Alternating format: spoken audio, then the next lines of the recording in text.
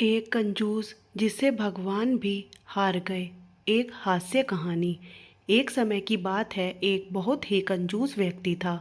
उस व्यक्ति का नाम दानचंद था। उसके पास धन तो बहुत था, परंतु उसने कभी किसी को दान नहीं किया था। उसने प्रण ले रखा था कि जीवन में कभी किसी को कुछ भी दान नहीं करेगा। उसके घर से कुछ किलोमीटर दूर गंगा नदी बहती थी, परंतु वह कभी गंगा स्नान करने नहीं गया, क्योंकि गंगा स्नान करने के बाद पंडे पुजारियों को कुछ दान दक्षिणा देनी होती है।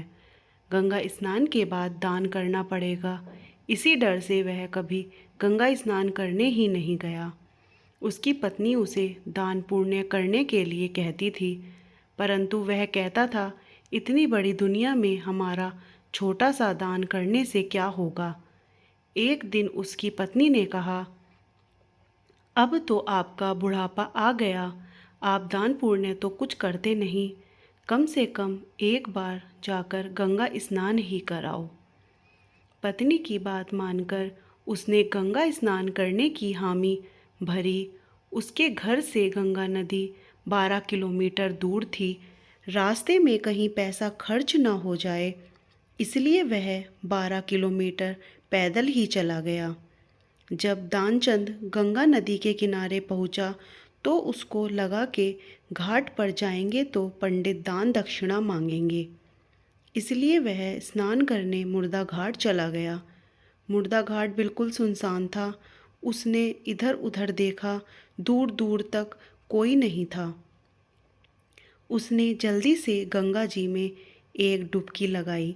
भगवान जो घट घट के वासी हैं, वह उसे यह सब करता देख रहे थे। भगवान को एक मजाक सूझी। भगवान वहाँ पर एक पंडित का रूप बनाकर प्रकट हो गए। जैसे ही दानचंद डुबकी लगाकर बाहर निकला, पंडित रूपी भगवान बोले, यजमान की जय हो। पंडित को देखते ही दानचंद काँप गया। वह बोला, यह तो हद हो गई, यह पंडा तो मुर्दा घाट पर भी आ गया। पंडित ने बताया कि मैं एक संतोषी ब्राह्मण हूँ और एकांत में यहाँ मुर्दा घाट पर ही पड़ा रहता हूँ।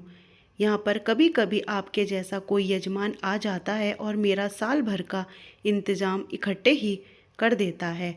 आज आप आए हैं, आपको मेरा 1 वर्ष का इंतज़ाम करना है। दानचंद बोला, मैं इतना दान नहीं कर सकता। पंडित बोला, दान तो अपनी श्रद्धा के ऊपर होता है, इसलिए आप 6 महीनों का इंतज़ाम कर दो। दानचंद बोला, मैं 6 महीनों का इंतज़ाम भी नहीं कर सकता। पंडित बोला, तो 3 महीने दया।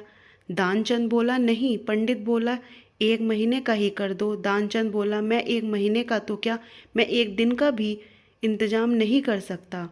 अब पंडित ने कहा, आपको कुछ ना कुछ तो दान करना ही पड़ेगा, नहीं तो हम आपको जल से निकलने नहीं देंगे। थक हार कर दानचंद बोला, 1 आने का दान करूँगा, वह भी उधार। मेरे पास अभी तो कुछ नहीं है, इसलिए मेरे घर आकर 1 आना ले जाना। पंडित ने दानचंद को 1 आना दान करने का संकल्प दिलवा दिया। दानचंद ने सोचा, मेरा घर तो यहाँ से 12 किलोमीटर दूर है, यह पंडित 1 आने के लिए इतनी दूर थोड़ी आएगा। इसलिए वह संकल्प लेकर अपने घर आ गया। घर पहुँचते पहुँचते शाम हो गई। वह इतनी दूर चलकर आया था, इसलिए थक गया था। वह सोने ही जा रहा था, तभी उसके दरवाजे पर उस पंडित ने दस्तक दी। पंडित बोले, यजमान की जय हो।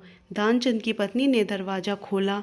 वह पंडित को देखकर लौटी और दानचंद से पूछा, क्या किसी पंडित को कुछ देने की कहकर आए हो? दानचंद बोला, हाँ, मैंने एक पांडा को 1 आना देने का संकल्प किया है। पत्नी बोली, वह पंडित जी अपना 1 आना लेने दरवाजे पर खड़े हैं। दानचंद ने सोचा, वो पंडित 1 आने के लिए इतनी दूर आ गया। दानचंद ने पत्नी से कहा, जाकर उस पंडित से कह दो कि यजमान बीमार है, इसलिए 3-4 दिन बाद आए। पत्नी बोली, 1 आने की ही तो बात है, दे दो, क्यों नहीं देते? दानचंद बोला, मैं किसी को कुछ नहीं देने वाला, जाकर उससे कह दो कि यजमान बीमार है, इसलिए कुछ दिन बाद आए। पत्नी ने दुखी जैसा मुंह बनाया और पंडित से बोली, महाराज, मेरे पति आज इतनी दूर पैदल चलकर गए थे, इसलिए वे बहुत थक गए हैं और बीमार हैं, इसलिए आप 3-4 दिन बाद आना। पंडित बोला, धन मिले या ना मिले, लेकिन वे हमारे यजमान हैं। यजमान बीमार हैं और पांडा चला जाए ऐसा नहीं हो सकता। जब तक वह स्वस्थ नहीं हो जाते तब तक हम यहीं रहेंगे। हमारा यहाँ रहने का इंतजाम कर दो। हम यहीं पर प्रसाद बनाएंगे और यहीं पर भजन करेंगे और यहीं पर प्रसाद ग्रहण करेंगे। पत्नी लौट कर गई और उसने दानचंद को सारी बात बताई कि वह पंडित कह रहा है जब तक आप ठीक नहीं हो जाते वह यहीं रहेंगे। पत्नी बोली, इससे तो अच्छा उन्हें एक आना देकर रवाना करो। दानचंद बोला, एक आना क्या, ऐसे ही आता है। मैं उस पंडित को कुछ नहीं देने वाला। तुम जाकर उस पंडित से कह दो कि यजमान मर गए। ध्यानचंद को योग का अभ्यास था, इसलिए वह सांस रोककर पड़ गया। पत्नी गई और उसने रोकर पंडित से कहा कि वो मर गए, अब तो जाओ। पंडित बोले, अरे राम राम, यजमान चला गया। जब तक उसका अंतिम संस्कार न हो जाए तब तक हम कैसे जा सकते हैं। पंडित जी बोले, तुम महिला कहाँ कहाँ भटकती फिरोगी। हम सारे गांव में यजमान के मरने की खबर किए देते हैं। पंडित जी सारे गांव में खबर कराए कि दानचंद जी मर गए। सारा गांव दानचंद के घर इकट्ठा हो गया, लेकिन दानचंद ऐसा विचित्र आदमी एक आना बचाने के लिए सांस रोके पड़ा था। गांव के लोगों ने दानचंद को मुर्दा समझ के बांध लिया। अब उसकी पत्नी सही में रोने लगी और रो रो कर बोली, यह मरे नहीं हैं। गांव वाले बोले, बहन यह तो तुम्हारा मोह है, जाने वाला तो गया, इसलिए धीरज रखो। पत्नी बोली, अरे किस बात का धीरज रखूं, यह मरे ही नहीं हैं। गांव वाले दानचंद को बांधकर अंतिम संस्कार के लिए ले गए। पत्नी बेचारी रोती रह गई, लेकिन वह विचित्र आदमी इतना सब कुछ होने के बाद भी सांसें रोके पड़ा था। सबके साथ पंडित बने भगवान भी उनके पीछे पीछे चल दिए। भगवान ने सोचा, हद हो गई, हम कहीं नहीं हारे, पर आज तो इस दानचंद से हम भी हार गए। ऐसा गजब का विचित्र आदमी हमने कहीं नहीं देखा। एक आना बचाने के लिए यह आदमी बिना मरे मरा पड़ा है और चला जा रहा है। जब दानचंद को लकड़ियों पर रख दिया गया और केवल अग्नि लगनी ही शेष थी, तब पंडित रूपी भगवान बोले कि यह हमारे यजमान थे, हम इनकी मुक्ति के लिए इनके कान में कुछ मंत्र बोलेंगे। भगवान उसके कान के पास मुंह लेकर गए और बोले, मैं भगवान विष्णु हूँ, मैं वैकुंठ से तुमसे नाता जोड़ने आया हूँ। दानचंद ने जैसे ही सुना कि भगवान बोल रहे हैं, उसने धीरे धीरे आंखें खोली, लेकिन जैसे ही उसने देखा कि यह तो पंडित है, उसने फिर से आंखें बंद कर ली।